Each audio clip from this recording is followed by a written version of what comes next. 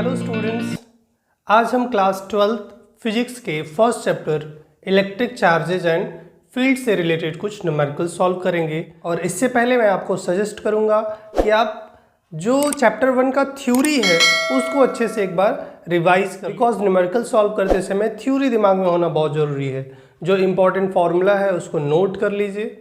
तो चलिए पहले क्वेश्चन से शुरू करते हैं।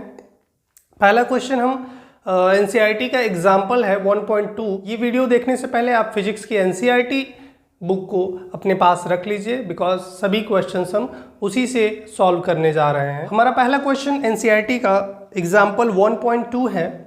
क्वेश्चन ये है, if 10⁹ electrons move out of a body to another body every second, how much time is required to get a total charge of 1 coulomb on the other body. It means एक body है,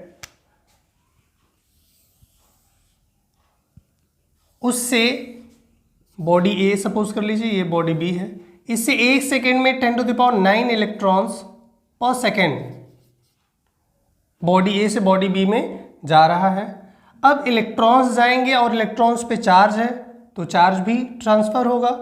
अब आपको बताना है कि कितने time में इस बॉडी बी पर 1 कूलम चार्ज स्टोर हो जाएगा अगर इसी रेट से इलेक्ट्रॉन्स ट्रांसफर हो तो चलिए देखते हैं। As we know 10⁹ electrons transfer from first body to another body A to B in 1 second, and 10⁹ electrons पे चार्ज कितना होगा, बिकॉज हम लोग जानते हैं 1 electron has a charge 1.6 × 10⁻⁹ coulomb, और इसलिए 10⁹ इलेक्ट्रॉन्स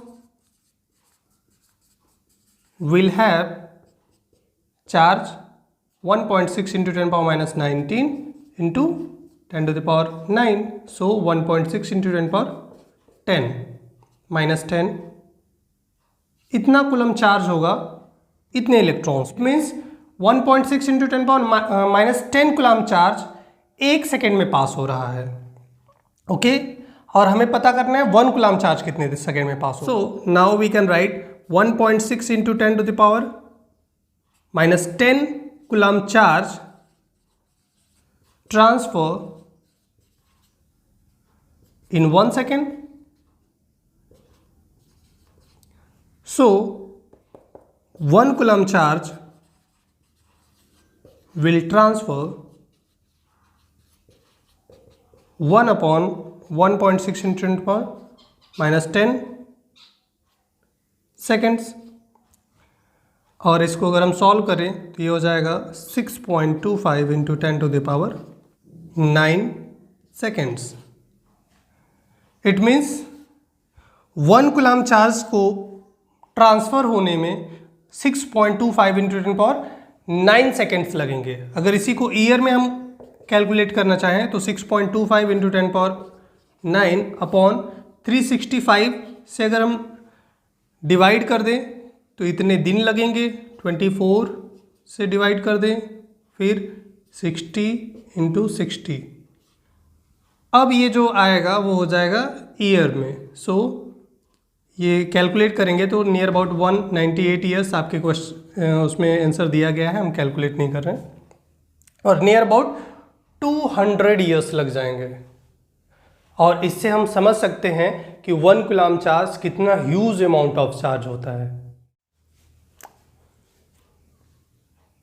अब हमारा नेक्स्ट क्वेश्चन एनसीईआरटी का एग्जाम्पल 1.3 है। The question is, how much positive and negative charge are there in 1 cup of water. It means अगर हम एक कप ऑफ वाटर लें, एक कप में वाटर भर लें, तो 1 कप वाटर में कितना पॉजिटिव और कितना नेगेटिव चार्ज प्रेजेंट होगा, ये हमें। अब इस क्वेश्चन का आंसर अलग अलग लोग अलग अलग तरीके से निकाल सकते हैं, because the amount of water in 1 cup is not fixed. कुछ लोग 250 ग्राम्स भी एज्यूम कर सकते हैं, कुछ लोग 300 ग्राम्स भी एज्यूम कर सकते हैं। So it is not fix, आपके एजम्पशंस के अकॉर्डिंग आंसर भी चेंज हो सकता है। आपके बुक में 250 ग्राम्स एज्यूम किया गया है, हम भी उसी को लेके चलते हैं। तो we assume let the amount of water in 1 cup is equal to 250 grams। अब पॉजिटिव चार्ज और नेगेटिव चार्ज का अमाउंट 250 ग्राम्स वाटर में कैलकुलेट करने के लिए हम 2 स्टेप्स फॉलो करें। फर्स्ट हमें पता करना होगा 250 ग्राम्स वाटर में कितने मॉलिक्यूल्स आएंगे और फिर उन मॉलिक्यूल्स पे कितना पॉजिटिव और नेगेटिव चार्ज होगा। सो सबसे पहले हम कैलकुलेट करते हैं कि 250 ग्राम्स वाटर में कितने मॉलिक्यूल्स आते हैं। हम जानते हैं वाटर H2O का मॉलिक्यूलर मास 18 ग्राम होता है। Molecular mass of water is 18 gram और 1 मोल में कितने मॉलिक्यूल्स, तो ऑगाद्रो नंबर के equal, it mean 6.023 into 10 to the power 23 molecules. So 1 mole of water have molecular mass 18 gram. It means 6.23 into 10 power 23 molecules 18 gram में होंगे। सो 1 gram में कितने molecules हो जाएंगे, so number of molecules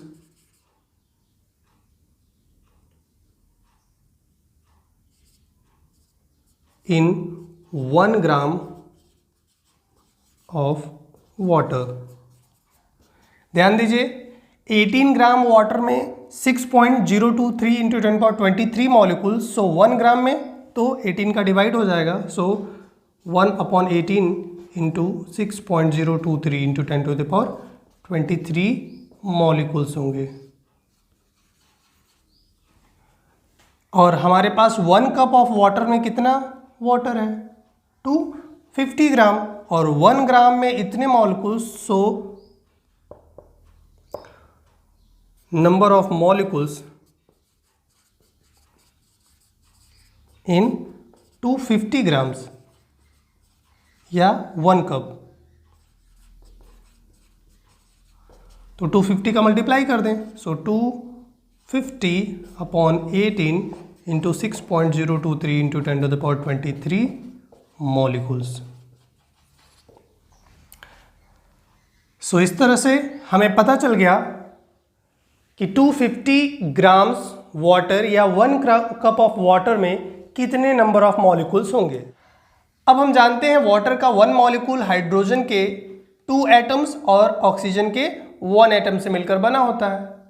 hydrogen का atomic number होता है 1, it means इसके एटम में 1 प्रोटॉन होगा और ऑक्सीजन का एटॉमिक नंबर होता है 8, सो इसके 1 एटम में 8 प्रोटॉन्स और 8 इलेक्ट्रॉन्स होंगे। अब हाइड्रोजन के 2 एटम्स हैं तो इसमें 2 प्रोटॉन्स या 2 इलेक्ट्रॉन्स प्लस ऑक्सीजन में 8, टोटल हो गया 10। इट मीन्स वाटर के 1 मॉलिक्यूल में 10 प्रोटॉन्स होंगे एंड 10 इलेक्ट्रॉन्स होंगे। So 1 molecule of water contains 10 protons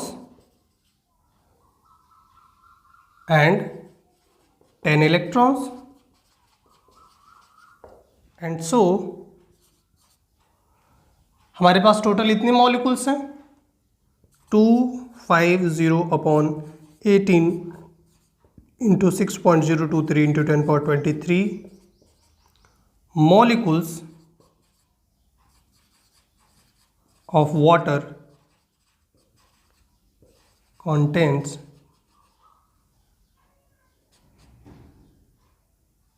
10 into 250 upon 18 into 6.023 into 10 power 23 protons और इतने ही नंबर ऑफ इलेक्ट्रॉन्स भी लिख सकते हैं. Now the charge on one proton और one electron is 1.6 into 10 power -19 coulomb. So the charge on this much of protons or we can say charge on 1 cup of water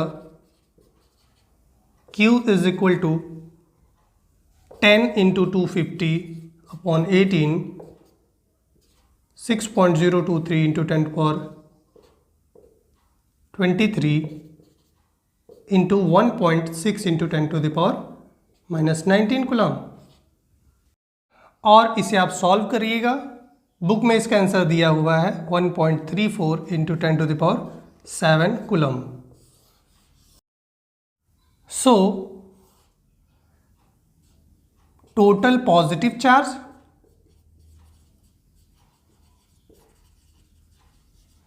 in 1 cup of water is 1.34 into 10 power 7 coulomb and total negative charge वो भी इतना ही होगा, negative बस होगा 1.34 into 10 power 7 coulomb. So this is the charge in 1 cup of water. Total positive charge and total negative charge. चलिए बढ़ते हैं हम अगले एग्जाम्पल की तरफ. Example number 1.4 page 13.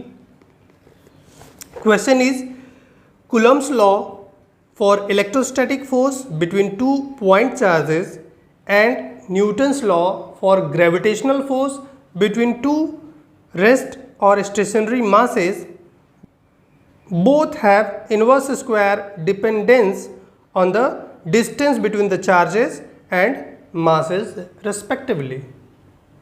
अब इसमें फर्स्ट क्वेश्चन पूछा जा रहा है, compare the strength of these forces by determining the ratio of their magnitudes. First for an electron and proton, second for 2 protons. इसका मतलब एक इलेक्ट्रॉन और एक प्रोटॉन के बीच में लगने वाले इलेक्ट्रिक फोर्स और ग्रेविटेशनल फोर्स के स्ट्रेंथ को हमें कंपेयर करना है. और सेकेंड क्वेश्चन में 2 प्रोटॉन्स के बीच में लगने वाले इलेक्ट्रोस्टैटिक फोर्स और ग्रेविटेशनल फोर्स को कंपेयर करना है. इसी में आगे क्वेश्चंस पूछा गया है, estimate the acceleration of electron and proton due to the electrical force of their mutual attraction when they are 1 angstrom apart. Mass of proton is given, mass of electron is given. Question समझ में आया. देखिए किसी भी numericals को solve करते समय सबसे जरूरी चीज़ है कि पहले आप क्वेश्चन को ध्यान से पढ़िए. अगर क्वेश्चन नहीं समझ में आए तो न्यूमेरिकल कभी सॉल्व नहीं होगा. सो first of all read the question carefully. Question आपको मैं समझा देता हूँ. क्वेश्चन में ये बोला गया है जैसे electrostatic force inverse square law को फॉलो करता है, उसी तरह ग्रेविटेशनल फोर्स भी इनवर्स स्क्वायर लॉ को फॉलो करता है. तो पहला क्वेश्चन है कि एक इलेक्ट्रॉन और एक प्रोटॉन के बीच में लगने वाले इलेक्ट्रोस्टैटिक फोर्स और ग्रेविटेशनल फोर्स को कंपेयर करिए, और इसी तरह 2 प्रोटॉन्स के बीच में लगने वाले इलेक्ट्रोस्टैटिक फोर्स और ग्रेविटेशनल फोर्स के स्ट्रेंथ को कंपेयर करिए. क्वेश्चन को आगे बढ़ाया गया है, आप ये भी एस्टिमेट करिए कि 2 के इलेक्ट्रॉन और प्रोटॉन के बीच में लगने वाले म्यूचुअल अट्रैक्शन फोर्स के कारण इनमें कितना एक्सेलरेशन प्रोड्यूस होगा. ओके, तो चलिए शुरुआत करते हैं. क्वेश्चन आई थिंक सबको समझ में आ गया. सबसे पहले हम ए का फर्स्ट नंबर कैलकुलेट करते हैं. Electrostatic force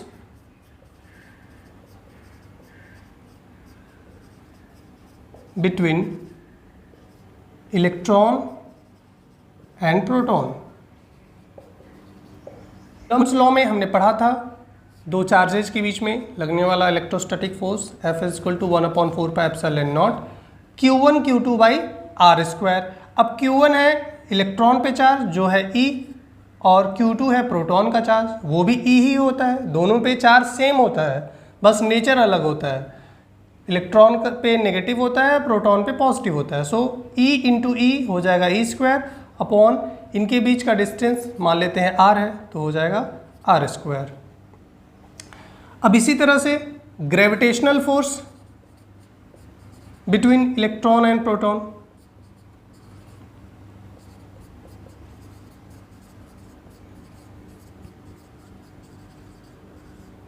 so Newton's law में हमने पढ़ा है ग्रेविटेशनल फोर्स, इसको Fe से रिप्रेजेंट कर दे रहा है इलेक्ट्रोस्टैटिक फोर्स को, और ग्रेविटेशनल फोर्स को Fg से। So Fg is equal to capital G m1 है mass on electron into m2 mass of proton upon इनके बीच का डिस्टेंस तो वही है R स्क्वायर। अब दोनों का मैग्नीट्यूड हमें पता चल गया, अब इन दोनों को कंपेयर कर देते हैं। तो कंपेयर करने के लिए इन दोनों को डिवाइड कर देते हैं। So Fe upon Fg is equal to ये हो जाएगा 1/4πε0 E square upon R square upon G me mp upon R square. So R square cancel हो जाएगा, ये आ जाएगा Fe upon Fg is equal to E square upon 4πε0 capital G me mp। अब ये सभी वैल्यूज़ अगर हम पुट कर दें, E है चार्ज ऑन इलेक्ट्रॉन और प्रोटॉन जो कि सेम होता है दोनों के लिए 1.6 × 10⁻⁹ कूलम, इसका स्क्वायर हो जाएगा। अब 1/4πε0 इस पूरे की एक्चुअल वैल्यू होती है 8.987 × 10⁻⁹, बट 8.987 को नियर अबाउट हम 9 भी लिख सकते हैं। सो 9 × 10⁹ अपॉन जी की value 6.67 × 10⁻11 newton metre square per kg square. Mass on electron का मास हमको पता है 9.1 × 10⁻31 और मास ऑन प्रोटॉन 1.6 × 10⁻27 kg। अब आपके बुक में इसको सॉल्व करके इसकी वैल्यू दिया हुआ है, ये है 2.4 × 10⁻39। सो the electrostatic force acting between electron and proton is 2.4 × 10⁻39 times stronger than the gravitational force acting between electrons and protons। अब हम कैलकुलेट करने जा रहे हैं सेम इलेक्ट्रोस्टैटिक फोर्स और ग्रेविटेशनल फोर्स का strength which is acting between two protons. तो सबसे पहले similarly electrostatic force between two protons Fe is equal to 1/4πε0। Electron पे चार्ज E होता है तो E into E square upon इनके बीच का डिस्टेंस R मान लेते हैं तो R स्क्वायर। और ग्रेविटेशनल फोर्स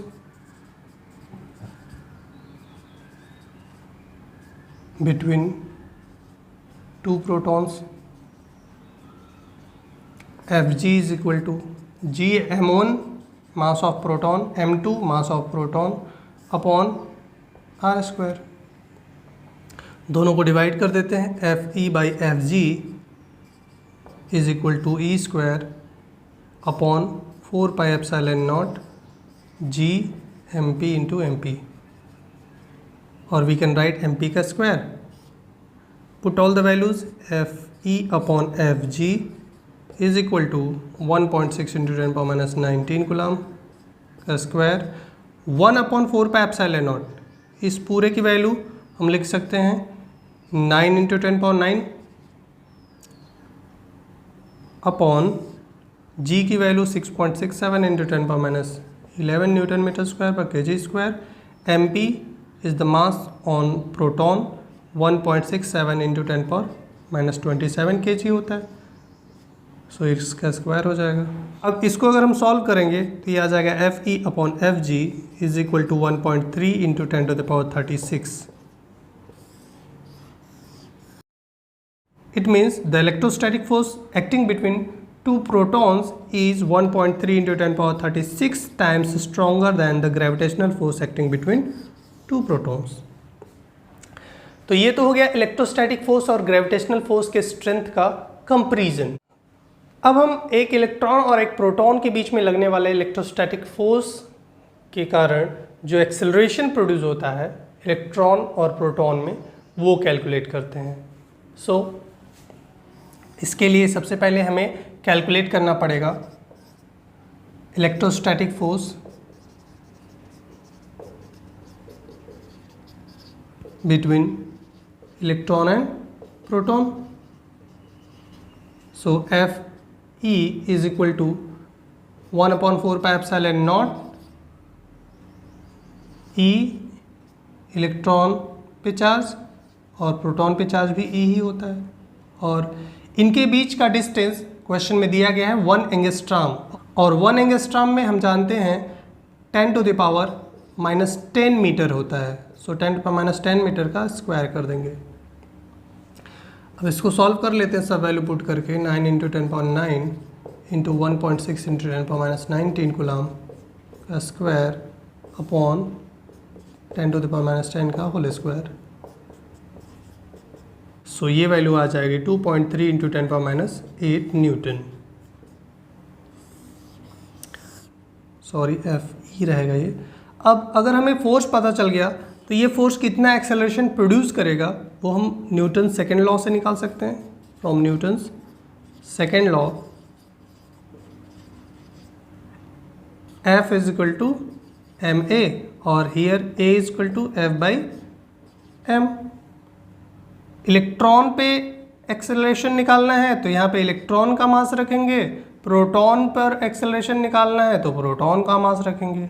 सो अब इसमें अगर आप वैल्यू पुट कर दीजिए 2.3 इंटू 10⁻8 अपॉन इलेक्ट्रॉन का एक्सेलरेशन निकालना है, एक्सेलरेशन ऑफ इलेक्ट्रॉन, तो इलेक्ट्रॉन का मास हो जाएगा 9.1 इंटू 10⁻31 kg, और इसको सॉल्व कर लेंगे। इसी तरह से प्रोटॉन में एक्सेलरेशन भी निकालना होगा तो प्रोटॉन का मास यहाँ पे बस चेंज हो जाएगा 1.67 into 10⁻27। So in this way I think now you can solve this.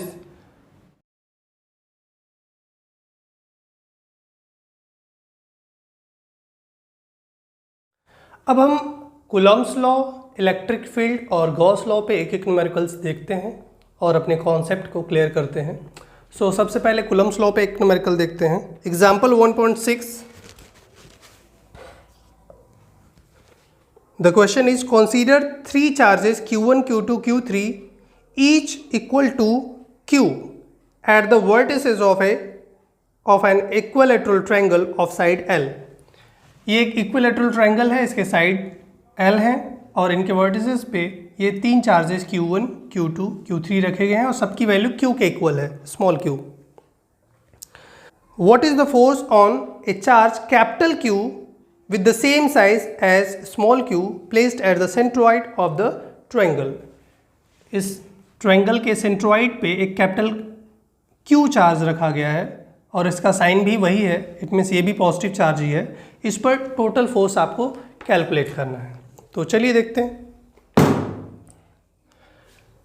सबसे पहले हमें पता करना पड़ेगा O से A तक का डिस्टेंस क्या है। A से O तक का डिस्टेंस कैलकुलेट करने के लिए हम पॉइंट A से एक परपेंडिकुलर ड्रॉ करते हैं AD। अब ये पूरा एंगल हमें पता है 60 डिग्री है, बिकॉज इक्विलैटरल ट्रायंगल के सभी इंटरनल एंगल्स 60 डिग्री के होंगे, तो इसका हाफ करेंगे तो ये आ जाएगा 30 degree.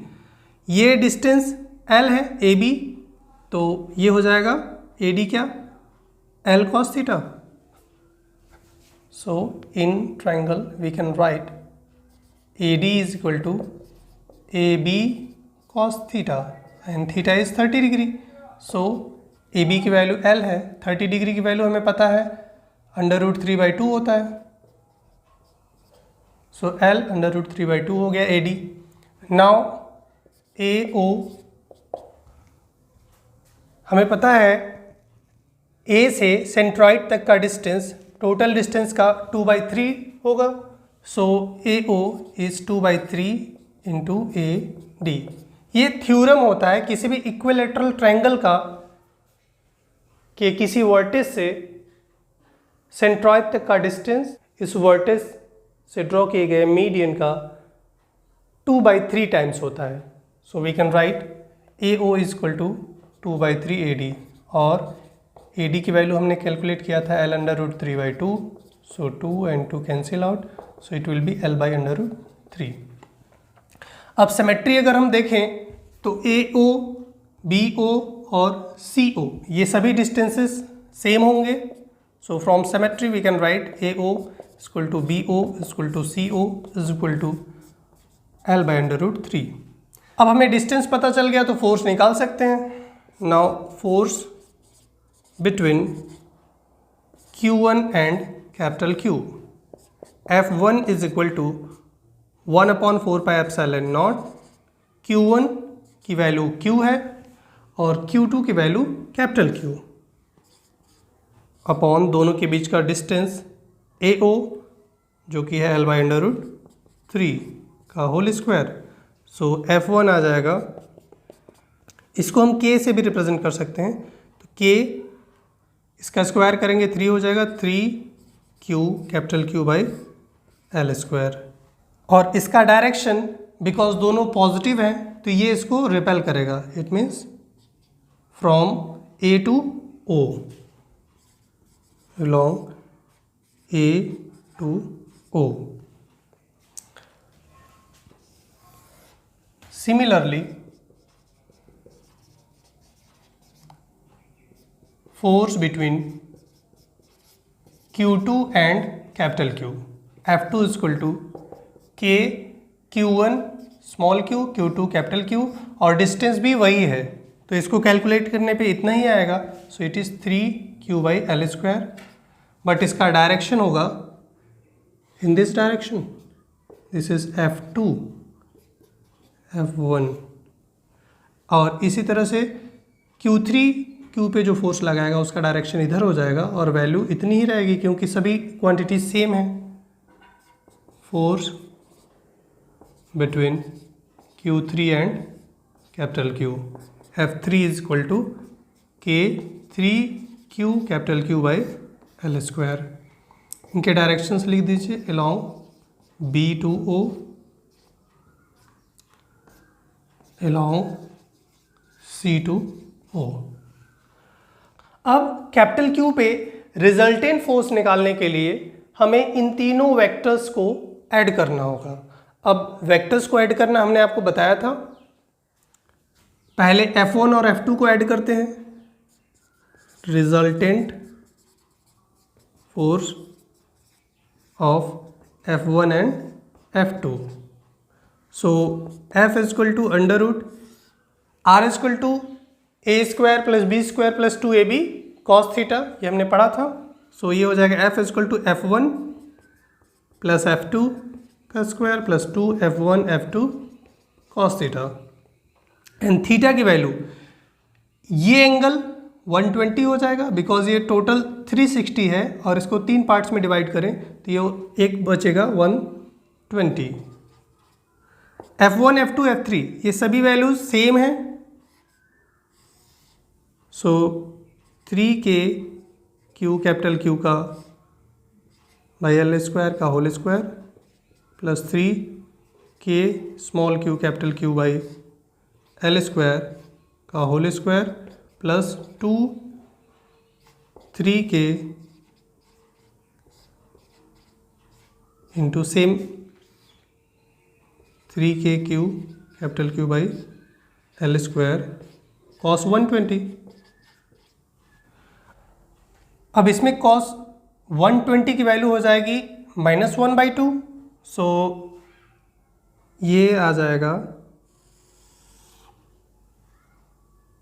2 3k Q capital Q upon L square, दोनों को ऐड कर दिया हमने, प्लस ये -1 अगर हम यहाँ पे रखेंगे -1/2 तो 2 से 2 कैंसिल हो जाएगा, ये -3k Q capital Q upon L square का होल स्क्वायर बचेगा, और 2 में से 1 घटाएंगे 1 बचेगा, इसको स्क्वायर के बाहर निकाल देंगे तो ये आ जाएगा F = 3k Q capital Q by L square. F dash इसको कर दे रहे हैं। F डैश का डायरेक्शन क्या होगा? अब बिकॉज ये दोनों फोर्सेस इक्वल हैं तो ये इनके बीच में ही वर्क करेगा। F dash along O to C। Now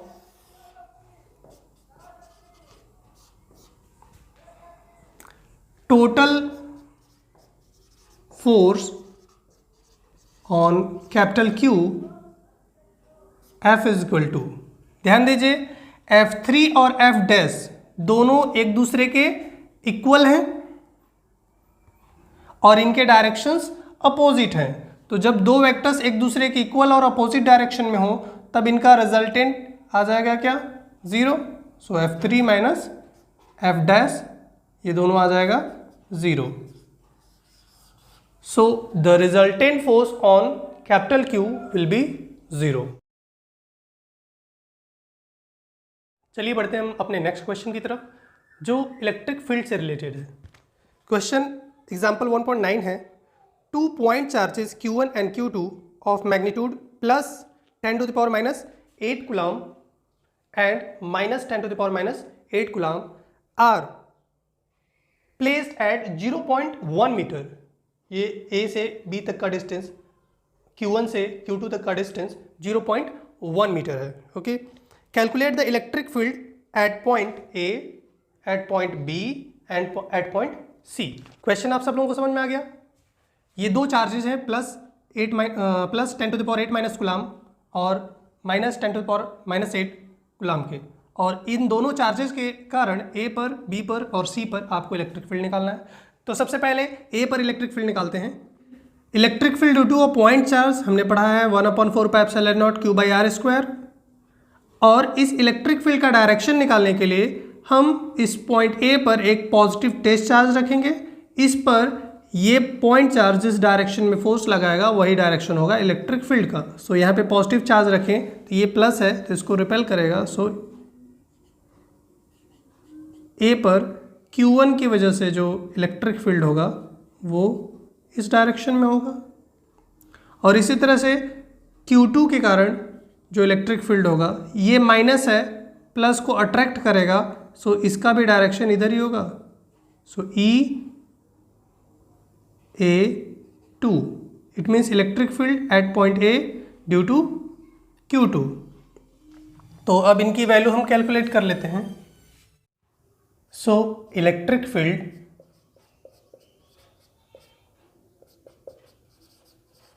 eight point A due to Q1 EA1 is equal to, formula हमने पढ़ा है, किसी पॉइंट चार्ज के कारण किसी पॉइंट पर इलेक्ट्रिक फील्ड E = KQ/r²। सो यहाँ पे Q1/r1² हो जाएगा। K की वैल्यू हमें पता है 9 × 10⁹ होता है। Q1 यहाँ पे दे रखा है 10⁻⁸ upon distance of point A from Q1 is 0.05 और 5 × 10⁻⁻² का होल स्क्वायर। अब इसको हम सॉल्व कर देते हैं। EA1 इज इक्वल टू 9, 10⁻⁹ में से 10⁻⁸ सब्ट्रैक्ट होगा, 10 बचेगा, सो मल्टीप्लाई कर देंगे 90 हो गया, अपॉन 25 × 10⁻⁻4, और 25 3 = 75 एंड 25 6 = 150 × 10⁴ न्यूटन पर कूलम। अब इस इलेक्ट्रिक फील्ड का डायरेक्शन टूवर्ड्स ए होगा, so towards a. Similarly, electric field due to Q2 at point A will be electric field due to Q2 at point A will be EA2 is equal to K Q2 by R2 square, और K की value 9 into 10 to the power 9 into Q2 की value 10 power minus 8 upon R same वही है 5 into 10 power minus 2 का whole square. सो अगर इसको हम solve कर दें तो ये आ जाएगा 3.6 into 10 to the power 4 newton per coulomb, और इसका डायरेक्शन भी टूवर्ड्स ए होगा। अब ध्यान दीजिए EA1 और EA2 दोनों सेम डायरेक्शन में वर्क कर रहे हैं, so resultant electric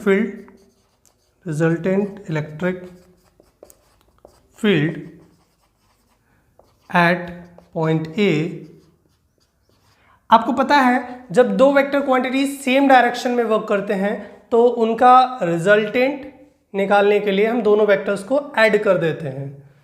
so EA will be equal to EA1 plus EA2, और देखिए EA1 की वैल्यू भी 3.6 इंटू 10 टू द पावर 4 है, और EA2 की वैल्यू भी 3.6 into 10 power 4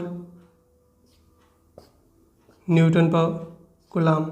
so EA will be equal to 7.2 into 10 to the power 4 newton per coulomb, और इसका डायरेक्शन इन दोनों के डायरेक्शन में ही होगा, इट मीन्स टूवर्ड्स ए। अब हम निकालते हैं electric field at point B due to Q1 and Q2। So second electric field at point B due to Q1 हो जाएगा EB1 is equal to K Q1 upon R1 square. K की value रख देते हैं 9 into 10 power 9, Q1 की value 10 to the power minus 8 upon R1, Q1 से B तक का distance same 5 into 10 power minus 2 metre का whole square. So EB1 will be equal to, जैसे EA2 हमने सॉल्व किया था 3.6 into 10 power 4 newton per coulomb आया था, वैसे इसमें भी वही आएगा। यहाँ पे थोड़ा सा मिस्टेक है, ये स्क्वायर नहीं होगा।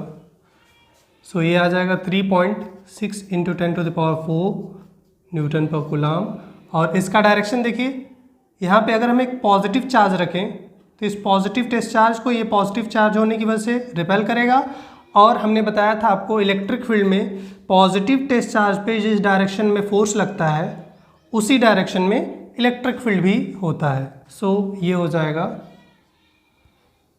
Towards B. Similarly electric field due to Q2 at point B, electric field due to Q2 at point P,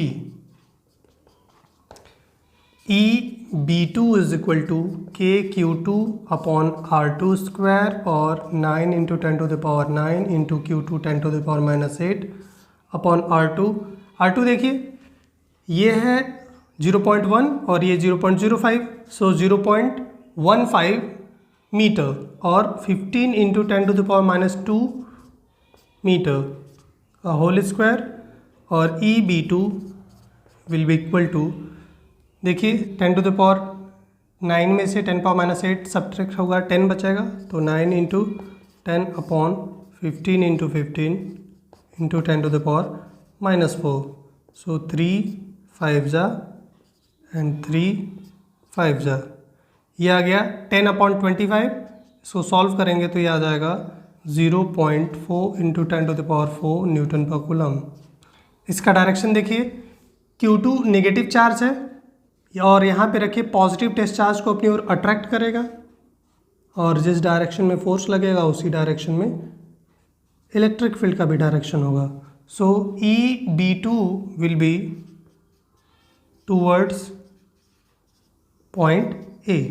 सो आप देख सकते हैं EB1 का डायरेक्शन टूवर्ड्स पॉइंट B है और EB2 का डायरेक्शन टूवर्ड्स पॉइंट A है। दोनों एक दूसरे के अपोजिट हैं। So resultant electric field at point P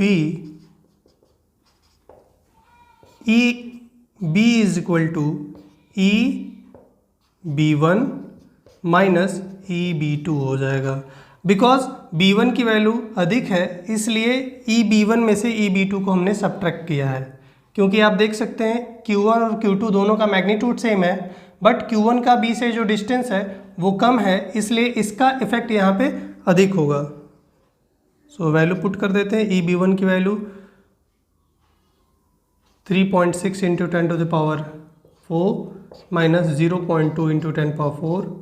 सो ये आ जाएगा EB is equal to 3.4 into 10⁴ newton per coulomb.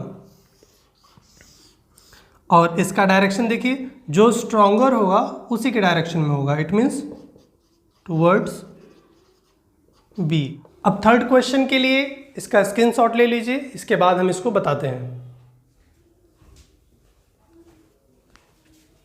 इसमें थर्ड क्वेश्चन है electric field at point C।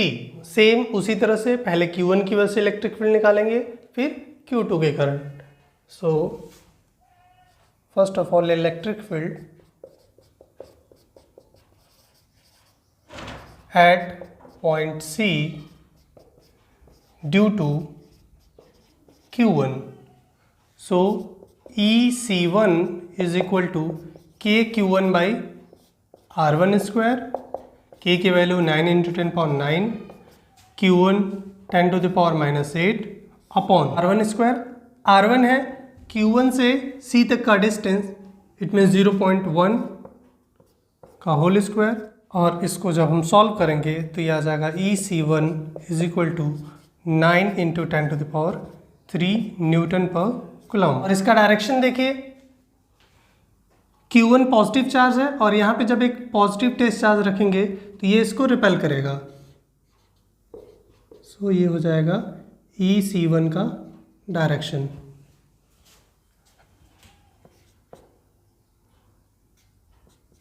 Towards C। Similarly Q2 के कारण C पे electric field at point C due to Q2। EC2 is equal to KQ2 by R2 square और 9 into 10⁹ into 10⁻⁸ upon 0.1 का whole square. और EC2 is equal to 9 into 10⁻³ newton per coulomb. और इसका direction देखिए, यहाँ पे positive charge रखें तो ये नेगेटिव चार्ज होने की वजह से इसको अपनी ओर अट्रैक्ट करेगा। सो EC1 का डायरेक्शन टूवर्ड्स Q2 हो जाएगा।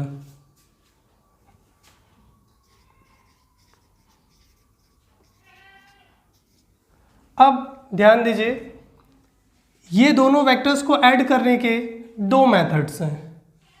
या तो हम इनके बीच का एंगल निकालें और फिर formula R equal to √A² + B² + 2AB cos theta से कैलकुलेट करें या फिर इनका कंपोनेंट कर दें। सो इन दोनों ही वेक्टर के हॉरिजॉन्टल और वर्टिकल कंपोनेंट हम लोग ब्रेक कर देते हैं। EC1 ये एंगल देखिए, बिकॉज ये तीनों साइड्स इक्वल हैं तो ये इक्विलैटरल ट्रायंगल होगा और इसका ये एंगल 60 डिग्री होगा। सो ये भी 60 डिग्री होगा। अब इसका इस डायरेक्शन में इलेक्ट्रिक फील्ड का कंपोनेंट हो जाएगा E(c1 cos theta,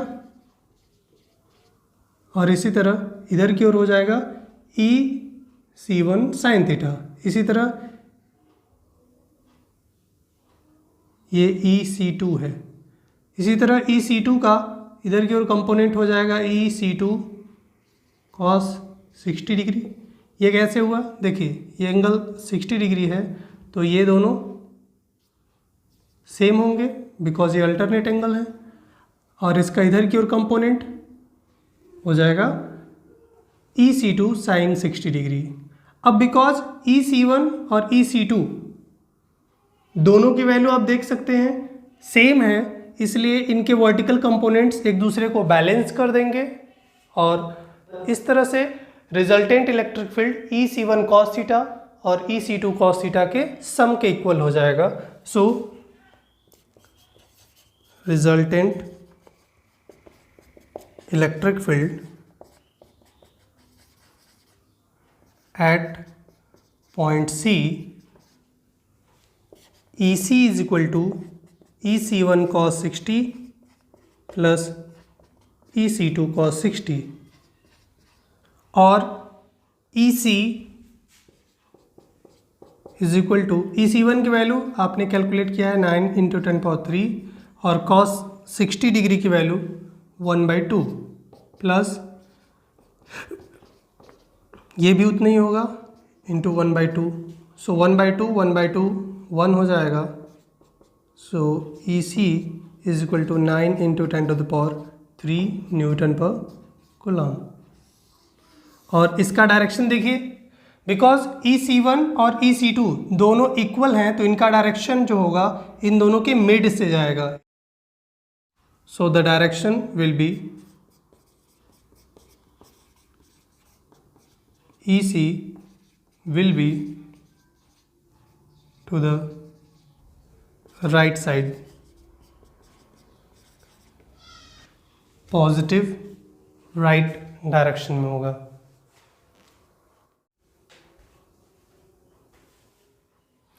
Now the next question is, a point charge plus 10 microcoulomb is at a distance 5 cm directly above the center of a square of side 10 cm as shown in the figure. What is the magnitude of electric flux through the square? So इस question में एक square दिया गया है जिसका side 10 centimetre है और इसके सेंटर से 5 सेंटीमीटर ऊपर एक चार्ज प्लस 10 माइक्रोकूलम का रखा गया है। आपको बताना है कि इस स्क्वायर से कितना फ्लक्स पास होगा। तो इस क्वेश्चन को सॉल्व करने के लिए हम गॉस थ्योरम अप्लाई कर रहे हैं, और गॉस थ्योरम अप्लाई करने के लिए हमें एक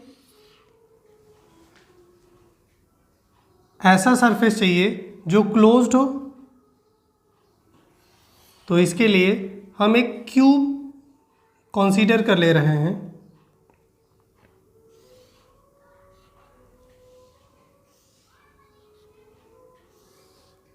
कुछ इस तरह का। अब आप जानते हैं इस क्यूब के सभी साइड्स से पास होने वाला total flux phi E is equal to Q/ε0 Gauss theorem के अकॉर्डिंग। अब बिकॉज इसमें टोटल 6 साइड्स होते हैं तो इसके एक साइड से पास होने वाला जो फ्लक्स है वो निकालने के लिए हम 6 का डिवाइड कर देंगे। सो